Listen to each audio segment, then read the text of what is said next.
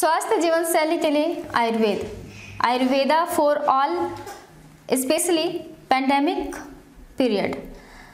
आज हम बात करेंगे आयुर्वेद के बारे में। आज हमारे साथ स्टूडियो में मौजूद हैं डॉक्टर संतोष सिंह जी। डॉक्टर साहब, हमारे स्टूडियो में आपका बहुत बहुत स्वागत है। Thank you. डॉक्टर साहब, आयुर्वेद क्या है? आयुर्वेद हमारी भारतीय चिकित्सा पद्धति है, जिसके बारे में बताना चाहूँगा कि यह 5000 साल पुरानी चिकित्सा पद्धति है। आयुर्वेद में कहा गया है कि इसकी परिभाषा अपन देखेंगे तो आयुष्मिन विद्ये अनेन व आयुर्वेदंती इत्यायुर्वेद, अर्थात जिसमें आयु को बढ़ाने वाले उपाय, जिसका विज्ञान है आयु का विज्ञान, उसे आयुर्वेद कहते हैं। डॉक्टर साहब, इस महामारी में आयुर्वेद की क्या भूमिका रही है? जैसा कि आप सभी को मालूम है कि इस महामारी में एक बार फिर से लोगों के मन में आयुर्वेद जिंदा हो गई। हमारी भारतीय चिकित्सा पद्धति पुरानी आयुर्वेद चिकित्सा पद्धति है, जो लोग धीरे धीरे भूल जा रहे थे, किंतु एक बार फिर से महामारी काल में लोगों के मन में फिर से जिंदा हो गई। क्योंकि महामारी काल में जब हमारे देश में चाहे विश्व में कहीं भी ना कोई दवाई थी, ना औषधि थी, ना वैक्सीन थी, उस कंडीशन में हमारी जो आयुर्वेद चिकित्सा पद्धति है एक आशा की किरण बनकर आई और लोगों के जान बचाने में कामयाब रही। और इस महामारी काल में लोगों ने जाना कि आयुर्वेद और योग क्या है और उसका भरपूर उपयोग किया। और जो कोविड प्रभावित थे, जो कोरोना से संक्रमित थे, वो आसानी से स्वस्थ हो गए। और हमारे जो घरेलू आयुर्वेदिक औषधियाँ हैं उनका उपयोग किया। इसके साथ ही साथ हमारे जो आयुष मंत्रालय हैं, आयुष मंत्रालय के जो गाइडलाइन के अनुसार सभी ने आयुष काढ़ा है उसका सेवन किया। जो घरों में किचन में उपस्थित हैं मसाले, उनका सेवन किया, काढ़ा बनाकर या चूर्ण रूप में, जैसे कि त्रिकटु का चूर्ण है, अश्वगंधा है, ठीक है, और गोल्डन मिल्क है। गोल्डन मिल्क में हम जैसे कि 150 ml दूध है, उसमें हल्दी मिलाकर गोल्डन मिल्क मिलाते हैं, उसका सेवन करते हैं। साथ ही साथ योग और प्राणायाम का उपयोग करके, उनका प्रयोग करके नियमित हम सभी योग करते हैं। इसके साथ ही हमारा रोग प्रतिरोधक क्षमता बढ़ता है और रोगों को दूर करते हैं। अधिकांश आबादी को हम लोगों ने कोरोना से बचाने में कामयाबी मिली इसी का उपयोग करके, क्योंकि उस दौरान किसी प्रकार की वैक्सीन हमारे भारत सरकार के पास नहीं थी, ना कहीं विश्व में अन्य हिस्सों में। तो आज के समय में इस ड्यूरिंग पैंडेमिक ये हमारे लिए चुनौती रहा कि हम किस तरह से स्वस्थ रहें। और उस दरमियान हमारे पास एकमात्र उपाय यही था कि आयुर्वेद का उपयोग करके हम पूरी तरह से स्वस्थ रह सकते थे और स्वस्थ हैं भी। ज़्यादातर लोग कोविड से प्रभावित नहीं हुए। इसका कारण, एकमात्र कारण यही है कि हमारे देश में एक महत्वपूर्ण चिकित्सा पद्धति जो हमारी भारतीय चिकित्सा पद्धति आयुर्वेद है, इसका उपयोग करके लोग बाग स्वस्थ रहे। डॉक्टर साहब, एक सामान्य व्यक्ति के लिए इम्यूनिटी बढ़ाने के लिए एक कंप्लीट आयुर्वेदिक क्या है? देखिए, कंप्लीट आयुर्वेदिक देखें तो पूरा आयुर्वेद ही सभी चिकित्सा पद्धति को पूरा करता है। जैसे कि हमारे 3 तरह के बल होते हैं हमारे शरीर में, ठीक है, सभी के लिए। पहला तो आपका सहज बल होता है, दूसरा है कालज और तीसरा है युक्तिकृत। सहज उसको बोला जाता है जैसे हम खुद स्वयं से, जैसे बच्चा है चाहे युवा अवस्था है, उसमें एक अलग बल होता है, ठीक है। बुजुर्ग अवस्था में थोड़ी थोड़ी क्या है, बल कम होते जाता है। ये क्या है, कालज बल है। और सहज एक एज के अनुसार जो सहज बल है वो अलग है। साथ ही युक्तिकृत, हम कोई भी दवाइयों का या आहार का सेवन करके हम इस बल को बढ़ा सकते हैं, ये है युक्तिकृत बल। इसके साथ ही साथ हमारे जो आयुर्वेद का प्रयोजन है, जिसमें कहा गया है, आचार्य चरक ने कहा है कि स्वस्थस्य स्वास्थ्य रक्षणम आतुरस्य विकार प्रशमनम च, अर्थात स्वस्थ व्यक्ति की रक्षा करना और जो बीमार व्यक्ति है उसके रोगों को दूर करना हमारे आयुर्वेद का प्रयोजन है। इसके साथ ही साथ हमारे जो सुश्रुत, आचार्य सुश्रुत ने भी एक कंप्लीट हेल्थ की परिभाषा दिए हैं, जिसके लिए क्या है, सम दोष समाग्नि सम धातु मल क्रिया, सम दोष समाग्नि सम धातु मूल क्रिया, प्रसन्नात्म इंद्रिय मना स्वस्थ विद्यते। अर्थात मैं इस श्लोक का परिभाषा बताऊंगा कि सम धातु, सम दोष सम धातु। सम दोष मतलब वात पित्त कफ 3 दोष रहते हैं हमारे शरीर में, इनका समान होना चाहिए। धातु, सप्त धातु होते हैं रस रक्त मांस में अस्थि मज्जा शुक्र, इनका भी समान होना चाहिए। मल, मल बोलेंगे तो जैसे हमारा पुरुष है, जैसे स्टूल है, यूरिन है, ठीक है, स्वेट है, इनका समान रूप से निरसन होना चाहिए, बाहर निकलना चाहिए। किसी का ज़्यादा हो रहा है तो भी प्रॉब्लम, बीमारी की कंडीशन हो सकती है, तो ये हो सकता है। साथ ही साथ अगर हम देखें कि प्रसन्नात्म इंद्रिय मन, मतलब कोई व्यक्ति अगर शारीरिक तो है ही है, साथ ही मानसिक रूप से अगर स्वस्थ नहीं है तो वह स्वस्थ नहीं कहलाएगा, ठीक है। तो ये परिभाषा हमारे आचार्यों ने 5000 साल पहले, मतलब एक कंप्लीट बोलेंगे कि जो स्वस्थ की परिभाषा क्या है, इसे WHO ने भी माना है। WHO ने कहा है कि कंप्लीट हेल्थ देखेंगे तो फिजिकल, मेंटल, ठीक है, और सोशल बीइंग, और साथ ही साथ बीमारियों का जो अब्सेंट रहना, मतलब नहीं रहना, इसके साथ ही साथ दुर्बलता, शरीर में जो कमजोरी है वो न रहना, ये क्या है, स्वास्थ्य की परिभाषा दिया है। साथ ही भारत सरकार आयुष मिनिस्ट्री ने जैसे ही कोरोना काल स्टार्ट हुआ उसके बाद एक गाइडलाइन जारी किया कि कैसे हम हमारे देश के लोगों का रोग प्रतिरोधक क्षमता को बढ़ाएं, क्योंकि रोग प्रतिरोधक क्षमता को ही कोरोना वायरस सबसे पहले प्रभावित करता है, जिसके कारण से व्यक्ति कमज़ोर हो जाता है, बीमारियों से नहीं लड़ पाता। जिसके लिए हमारे आयुर्वेद में उपाय बताया गया है जिसका नाम है त्रय उपस्थम। त्रय उपस्थम में अपन देखेंगे सबसे पहले आहार, निद्रा और ब्रह्मचर्य। आहार कैसा होना चाहिए, संतुलित आहार होना चाहिए। निद्रा, आहार के बारे में अपन और डिटेल करेंगे, ठीक है। आहार क्या है, रोगी को चाहे स्वस्थ व्यक्ति हो उसके लिए बहुत ज़रूरी है, एक संतुलित आहार का सेवन करना चाहिए। साथ ही बल कारक होता है, वृद्धि के लिए आवश्यक है, ठीक है। वीकनेस जो कमजोरी बोलते हैं वो दूर होता है, साथ ही शारीरिक विकास के लिए भी आवश्यक है, ठीक है।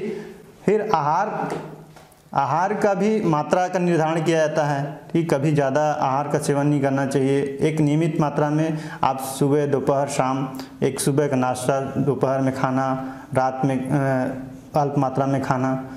जैसे कि आयुर्वेद में कहा गया है कि रात्रिकालीन जो भोजन है प्रथम प्रहर में कर लेना चाहिए और हल्का सुपाच्य भोजन करना चाहिए। इससे क्या रहता है कि शारीरिक और मानसिक रूप से स्वस्थ रहता है। आहार से आदमी स्वस्थ रहता है। भोजन हमेशा घर का करना चाहिए, समय पर करना चाहिए, जिससे क्या है, रसादी धातुओं का पोषण होता है, शरीर को धारण करता है और आयु, तेज, स्मृति, जठराग्नि और ओज को बढ़ाता है, ठीक है। अब नींद की बात करेंगे। नींद मतलब निद्रा। निद्रा क्या है, शरीर की जो शारीरिक थकान होती है उसको मिटाता है और नई ऊर्जा प्रदान करता है। नींद हमें एक समय अनुसार निद्रा का प्रयोग क्या करना चाहिए कि नींद हमारा समय के अनुसार हमें सो जाना चाहिए। जैसे कि रात्रि के 10 बजे हमें सो जाना चाहिए और सुबह प्रातः 5 बजे तक उठ जाना चाहिए। हमारे संहिता में कहा गया है कि ग्रीष्म ऋतु को छोड़कर अन्य ऋतुओं में नहीं सोना चाहिए। दिन में सोने का जो निषेध बताया गया है, केवल ग्रीष्म ऋतु में ही आप सो सकते हैं, बाकी ऋतु में आप नहीं सो सकते, क्योंकि ग्रीष्म ऋतु में मेद की वृद्धि होती है, कफ की वृद्धि होती है, आदमी स्थूल अर्थात मोटापा होने के चांसेस ज़्यादा होते हैं। तीसरा है अपन देखेंगे ब्रह्मचर्य। ब्रह्मचर्य कहने का मतलब आप एक नियम के साथ जीवन व्यतीत करिए, ठीक है, और एक नियम बनाकर जैसे पारिवारिक जो संबंध है उसको स्थिर रखिए, ठीक है। अन्य जैसे आप पति पत्नी हैं तो पत्नी से संबंध एक ईमानदारी से उसका रिश्ता निभाइए। अन्य और भी बारे जैसे कि हैं व्यायाम, योग और व्यायाम। साथ में तीसरा अपन ये भी जोड़ सकते हैं योग और व्यायाम। योग और व्यायाम, व्यायाम अर्थात एक्सरसाइज।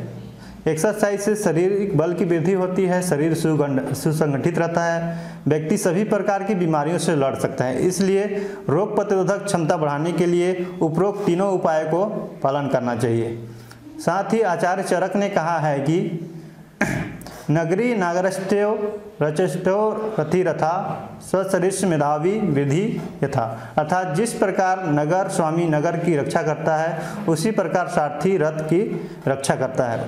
इसी प्रकार हमारे शरीर का हमें सुरक्षा करना चाहिए, उसके स्वास्थ्य की रक्षा करनी चाहिए, क्योंकि बिना शरीर के आप कुछ नहीं कर सकते। आपके पास जितना भी पैसा धन दौलत कुछ भी रहेगा, आप स्वस्थ रहेंगे तभी इन चीज़ों का उपयोग कर सकते हैं। जिन लोगों को पहले से कोई बीमारी है वो कोविड में कैसे बचेंगे?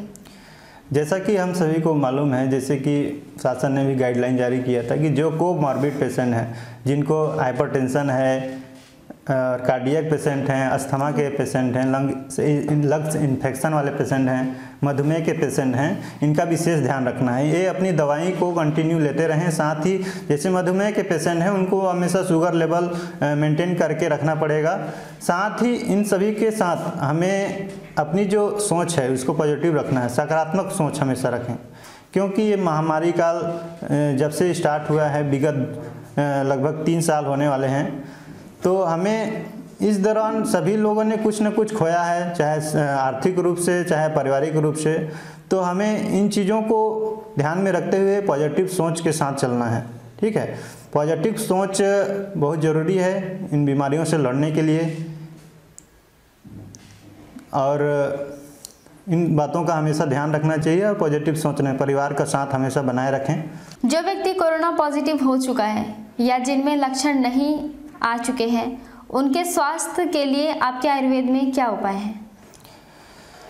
जैसा कि हमारे आयुर्विज्ञान संस्थान दिल्ली और राष्ट्रीय आयुर्वेद संस्थान में बहुत सारे एसिम्प्टोमेटिक जो पेशेंट थे और माइल्ड केस कोविड मरीजों को एडमिट कर उनका आयुर्वेदिक इलाज किया गया और बेहतर तरीके से रिकवरी हुआ, जिसके बाद में हमारे देश में प्रोटोकॉल निर्धारित किया गया सभी जगह। वर्तमान में होम आइसोलेशन वाले सभी मरीजों को प्रोटोकॉल के तहत उपचार किया गया, जिसमें पूर्ण लाभ प्राप्त हुआ मरीजों को। एसिम्प्टोमेटिक कंडीशन में रोगी को सनसनी हुआ, गिलोय घनवटी हुआ, जिसको 2 बार दे सकते हैं 15 दिन तक। आयुष 64 500 mg BD 15 डे तक दे सकते हैं।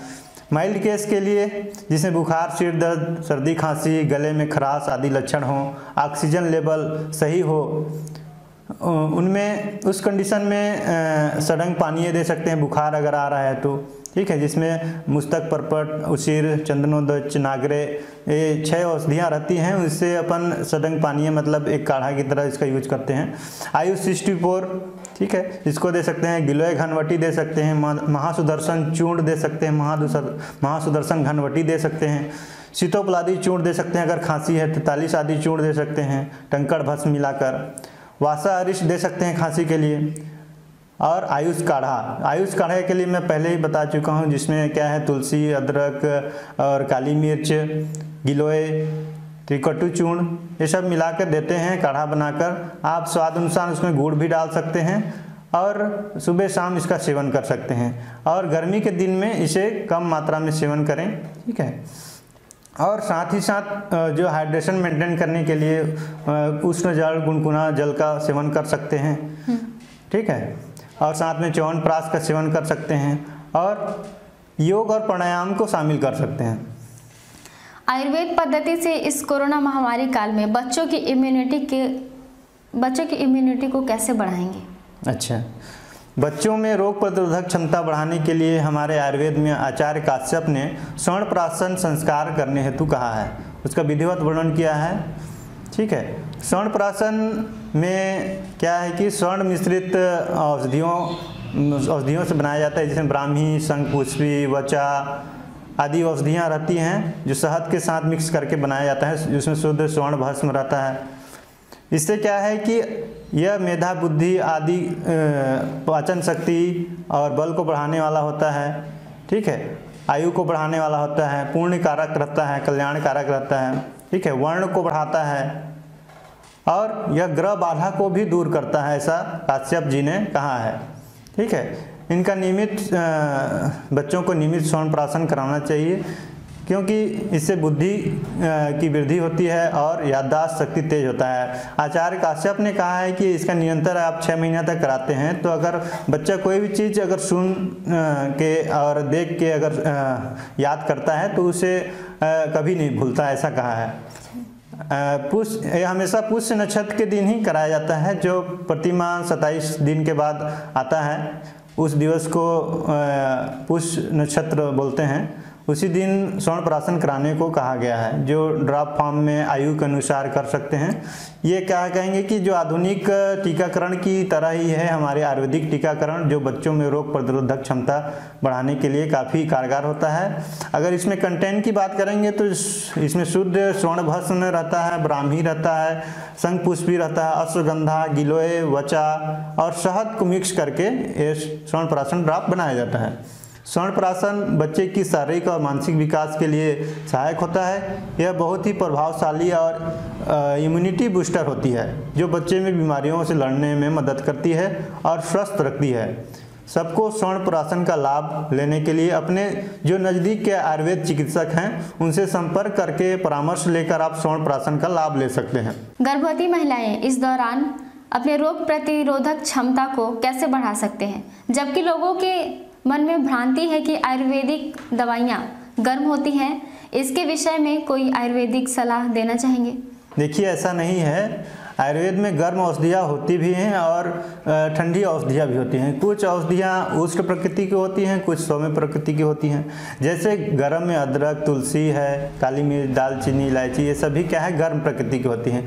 और आंवला, गिलोय और शतावरी हुआ, चंदन है, सभी क्या है ठंडी औषधियाँ होती हैं, सौम्य प्रकृति की होती हैं। इनका नियमित सेवन किया जा सकता है, जिससे शतावरी एक ऐसी औषधि है जिसमें रोज़ 1 चम्मच पानी से आप ले सकते हैं, जिससे क्या रोग प्रतिरोधक क्षमता मजबूत रहेगी और ये बलवर्धक भी रहती है और हड्डी को मजबूत करती है। गर्भ का भी पोषण होगा इससे। इसके अतिरिक्त शतावरी चूर्ण को आप सफ़ेद मूसली चूर्ण हुआ, उसके साथ चूर्ण बनाकर आप रख सकते हैं घर में। इसका 1-1 चम्मच सुबह शाम सेवन कर सकते हैं और साथ में जो आयुर्वेद चिकित्सक हैं उनसे परामर्श लेकर भी इसका बेहतर ढंग से और उपचार ले सकते हैं। डॉक्टर साहब, अंत में हमारे दर्शकों को क्या सलाह देना चाहेंगे? देखिए, मैं अंत में इस चैनल के माध्यम से जितने भी दर्शक हैं उनको यही सलाह दूंगा कि आयुर्वेद हमारी जो चिकित्सा पद्धति है, जो कि 5000 साल पुरानी चिकित्सा पद्धति है, और इसमें हमारी जो चिकित्सा पद्धति है उसमें जो महामारी काल है इसका विस्तृत वर्णन किया गया है, जिसे जनपोध्वंस कहते हैं, एपिडेमिक। इसका विस्तार से वर्णन किया है कि कैसे इस महामारी काल में हम संक्रमण से बचना है। आचार्य सुश्रुत ने कहा है कि जैसे अंग स्पर्श, निश्वास, सहभोजन, साथ में शयन, साथ में बैठना, ठीक है, वस्त्रमाला अनुलेपन, तथा जैसे कि इन सब करने से क्या क्या बीमारी फैलता है, ठीक है, कुष्ठ रोग हुआ, ट्यूबरकुलोसिस हुआ, ठीक है, नेत्र रोग कंजक्टिवाइटिस हुए, गुप्त रोग वेनरल डिसीजेस हुए, ठीक है, इन मनुष्य में एक दूसरे से संक्रमण होते हैं। ये समझिए 4000 साल पहले इसका वर्णन हो चुका था, जो कि हम लोग आज बोलते हैं सोशल डिस्टेंस नहीं करना है, मोबाइल को नहीं छूना है, भाई किसी का सामान को हम टच करेंगे तो क्या इन्फेक्शन वायरस फैल सकता है। तो सोचिए हमारे आयुर्वेद में 4000-5000 पहले इस चीज़ का वर्णन हो चुका है। जो हम आज कर रहे हैं मास्क नहीं लगाना चाहिए, जनपोध्वंस जो बोल रहे हैं ना अपन, एपिडेमिक, इसमें क्या है कि वायु, देश, काल, ठीक है, ये सभी क्या है प्रकोपित हो जाते हैं। तो इन सभी को ध्यान में रखते हुए जो हम मास्क लगाते हैं, भाई वायु प्रदूषित हो गई है तो मास्क लगाना चाहिए, ठीक है। और इन जनपोध्वंस का जो कारण, एपिडेमिक का कारण बताया गया है कि अधर्म, प्रज्ञापराध, ठीक है, प्रज्ञापराध और स्वस्थ का पालन नहीं करने से, ठीक है। अधर्म बोले तो अपना कर्तव्य का पालन करिए ईमानदारी से। प्रज्ञा अपराध मतलब आप गलत काम कर रहे हैं, ठीक है, चोरी चपाटी, लड़ाई झगड़ा, ठीक है, व्यभिचार कर रहे हैं, ये सब क्या प्रज्ञा अपराध है। आप स्वस्थ का पालन नहीं कर रहे हैं। सबसे पहली बात तो कि स्वस्थ का पालन अपने करना चाहिए। स्वस्थ क्या होता है कि आप जब सुबह से लेकर रात्रि तक जो दिनचर्या आती है उसमें किन किन कार्यों को आप नियम अनुसार कर रहे हैं, जैसे आपका उठना, बैठना, ब्रश करना, ठीक है, ब्रश करने के साथ ही आपका नाश्ता करने का टाइम है, ठीक है, भोजन करने का टाइम, साथ में उठना बैठना, अनुलेपन हुआ, जैसे कि आप सबसे पहले अपन क्या करते हैं, ब्रश करते हैं सुबह उठते हैं। उसके बाद आयुर्वेद में क्या कहा गया है कि आप तेल का कवल धारण करिए, कुल्ला गार्गल करिए, जिसमें ऐसा कहा गया है, ठीक है। तो इन सब बातों का विस्तार से वर्णन हमारे आयुर्वेद में किया गया है। ये आयुर्वेद एक क्या है, एक विज्ञान है, स्वास्थ्य का विज्ञान है, जो कि पिछले 2 सालों में लोगों ने बहुत ही अच्छे तरीके से जाना समझा और अपने जीवन में शामिल किया। आयुर्वेद और योग के जरिए बहुत सारे लोग स्वस्थ रहे, ठीक है। साथ में जो शासन के गाइडलाइन है, जो बताया गया है, जो उपरोक्त बातें मैं बताया जनपोध्वंस में, वही चीज़ ये है, जैसे कि अपने गाइडलाइन में शासन ने बताया कि सामाजिक दूरी बना के रखिए, हैंड वॉश, साफ़ सफाई का विशेष ध्यान रखिए, ठीक है, और अपने हाथों को हैंड वॉश जो करते हैं 20 सेकेंड तक करिए, ठीक है, और हाथों को सैनिटाइज करिए, और जब आप घर से बाहर निकलते हैं तो मास्क लगा के जाइए, और भीड़ भाड़ वाले जगह में ही मास्क लगाइए। ऐसा नहीं है कि आप हमेशा मास्क, घर में आप अकेले हैं तो मास्क मत लगाइए, ठीक है। और अभी शासन ने क्या है, सभी जगह वैक्सीनेशन के लिए कोविड वैक्सीनेशन करा रहे हैं, तो उसमें बढ़ चढ़ कर आप कोविड वैक्सीनेशन भी लगवा सकते हैं, क्योंकि वैक्सीनेशन से आपकी रोग प्रतिरोधक क्षमता बढ़ेगी। इसके साथ ही साथ मैं आप सभी को यही कहूँगा कि आपके क्षेत्र में ज़्यादातर अभी बहुत जगह, सभी जगह जो शासकीय संस्थान हैं, चिकित्सालय हैं, औषधालय हैं, वहाँ हमारे आयुर्वेद चिकित्सक उपलब्ध हैं। आप उनसे इन चीज़ों का बेहतर तरीके से परामर्श ले सकते हैं और अपने जीवन में आयुर्वेद को शामिल कर सकते हैं। और नियमानुसार अगर आप आयुर्वेद को अपने जीवन में शामिल कर लेते हैं तो मैं आशा करता हूं कि आप कभी बीमार नहीं पड़ेंगे, आप हमेशा स्वस्थ रहेंगे। इन्हीं आशाओं के साथ आप सभी को नमस्कार। जय आयुर्वेदा, जय भारत, जय छत्तीसगढ़। डॉक्टर साहब आज हमारे स्टूडियो में आए और दर्शकों को बहुत अच्छी जानकारी दी, उसके लिए बहुत बहुत धन्यवाद।